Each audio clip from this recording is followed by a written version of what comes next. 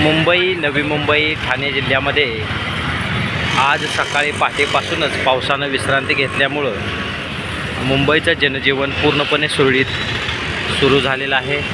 आज आपण पाहू शकतो की कोपरखैरणे रेल्वे स्टेशनच्या परिसरामध्ये पूर्णपणे पाऊस उघडलेला असून 2 दिवसाच्या धुवाधार पावसामुळे जनजीवन सर्वच विस्कळीत झालं होतं। याच पार्श्वभूमीवर आज प्रशासनाने सर्व शासकीय कार्यालय त्याचबरोबर शाळा महाविद्यालय यांना सुट्टी जाहीर केली होती।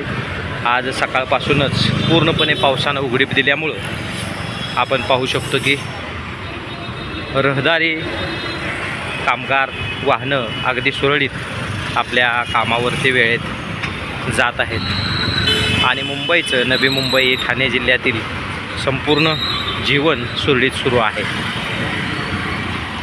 2 दिवसांपूर्वी प्रचंड पाऊस पडल्यामुळे अशा पद्धतीनं झाडं उन्मळून पडलेले आहेत कोपरखैरणे रेल्वे स्टेशनच्या परिसरात।